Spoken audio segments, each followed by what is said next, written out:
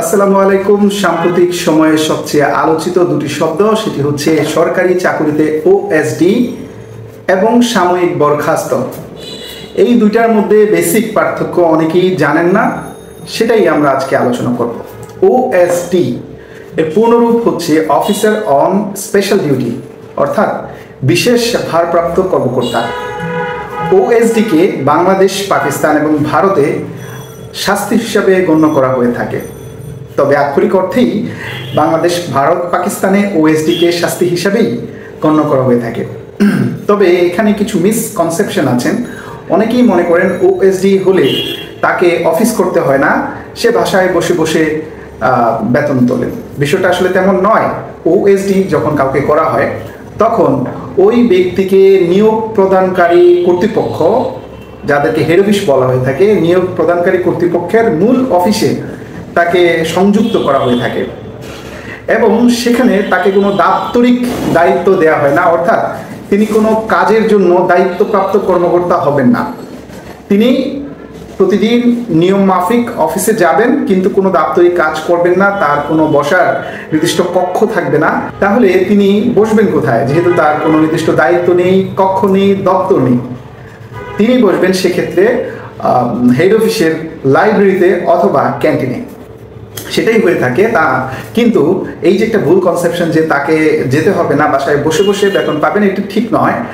তাকে তাৎক্ষণিকভাবে হেড অফিসে সংযুক্ত করা মানে এরপর থেকে তিনি নিয়মিত অফিস করবেন হেড অফিসে, কিন্তু কোনো দায়িত্ব পাবেন না। তিনি ক্যান্টিন অথবা ক্যাফেটেরিয়া অথবা লাইব্রেরিতে বসবেন। সব ধরনের বেতন, সুযোগ সুবিধা আগে যা ছিল তাই থাকবে। তার যদি গাড়ির সুবিধা থাকে তিনি গাড়ি পাবেন, তার পূর্ণাঙ্গ বেতন, বেসিক প্লাস আদার যেই পার্সেন্টেজগুলো অ্যাড হয়, সকল সুযোগ সুবিধা পাবেন, কিন্তু কোনো দায়িত্ব পাবেন না।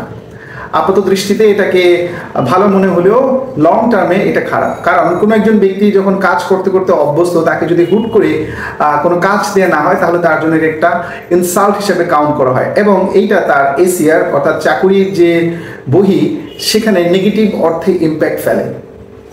পক্ষান্তরে বরখাস্ত জিনিসটা কি? বরখাস্ত এটাকে ডাইরেক্টলি করা যায় না, সে কারণে শুরুতে কোনো এক ব্যক্তিকে, যদি কোনো এক ব্যক্তির নামে অভিযোগ থাকে বা কোনো মামলা থাকে, তখন তাকে সাময়িক বরখাস্ত করা হয়। এটা বরখাস্ত করার পূর্বধাপ। অর্থাৎ যখন কোনো ব্যক্তির বিরুদ্ধে কোনো অভিযোগ থাকে, কোনো মামলা মোকদ্দমা থাকে, তখন সেটার বিচার কার্য সুষ্ঠুভাবে পরিচালনা করার জন্য তাকে সাময়িক বরখাস্ত করা হয়। এক্ষেত্রে কিছুটা শাস্তি পেয়ে থাকেন ওই সাময়িক বরখাস্তপ্রাপ্ত কর্মকর্তা বা কর্মচারী।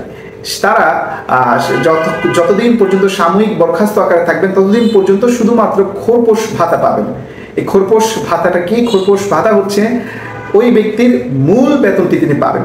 ধরা যাক কোনো একজন নবম গ্রেডের কর্মকর্তা, তিনি সাময়িক বরখাস্ত হয়েছেন, সেক্ষেত্রে তার মূল বেসিক যদি শুরুর দিকে থাকে, তাহলে সেটা হচ্ছে 23,100 টাকা। 23,100 টাকা তিনি পাবেন। এর যে পার্সেন্টেজগুলো, হাউস রেন্ট থাকে 40% বা 45%, আরও অন্যান্য আনুষঙ্গিক অনেক ভাতা থাকে, যেটা মিলিয়ে সে সাময়িক বরখাস্ত হওয়ার আগে প্রায় 40,000-এর কাছাকাছি বেতন পেত।